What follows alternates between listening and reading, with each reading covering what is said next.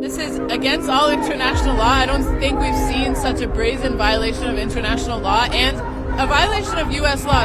La prison devant laquelle manifestent ces Américains abrite depuis samedi Nicolás Maduro, président du Venezuela, et son épouse Cilia. Mais pour l'administration Trump, ce n'est pas un chef d'État et sa femme qui ont été capturés à Caracas, mais deux fugitifs recherchés par la justice américaine qui va les juger pour narcoterrorisme et importation de cocaïne aux États-Unis. Maduro and Flores have been indicted in the Southern District of New York. It's Jay Clayton for their campaign of deadly narco-terrorism against the United States and its citizens. L'administration Trump souligne que Nicolás Maduro a été arrêté par des agents du FBI et qu'il s'agit d'une opération de police et non d'une action militaire qui, elle, exige l'autorisation du Congrès américain.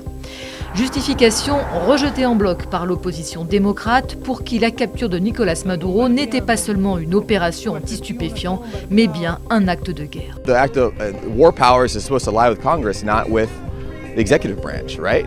We completely sidestepped Congress. You know, we called it a police action, just arresting a criminal. No, we took our military, we invaded a sovereign country, we kidnapped their president. Au-delà du droit américain, l'opération au Venezuela porte un coup très sévère au droit international qui risque de fragiliser encore davantage l'ONU. L'article 2, paragraphe 4 de la Charte des Nations Unies interdit en effet la menace ou l'emploi de la force contre l'intégrité territoriale et l'indépendance politique d'un État. Une intervention n'est légale que si elle est autorisée par le Conseil de sécurité de l'ONU, si elle est menée en légitime défense ou alors avec le consentement du gouvernement local. Aucune de ces trois conditions n'est remplie dans le cas du Venezuela. Power of the law must prevail.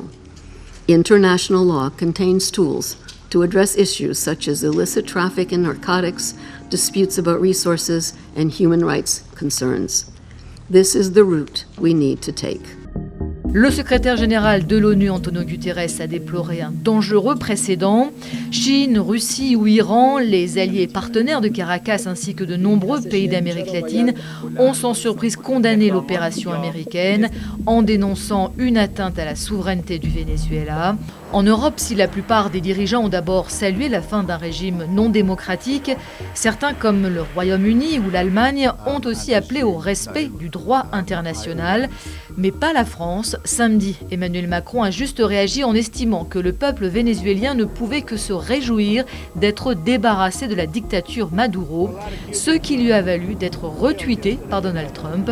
2 jours plus tard, tentative de corriger le tir par la voix de la porte-parole du gouvernement. La méthode employée n'est ni soutenue ni approuvée. Toutes les interrogations sur la légalité de l'opération américaine peuvent-elles avoir des conséquences sur la procédure judiciaire lancée contre Nicolás Maduro ? Selon certains experts, les avocats du président déchu pourraient réclamer l'annulation de cette procédure, notamment en raison de l'immunité pénale due à son statut de chef d'État.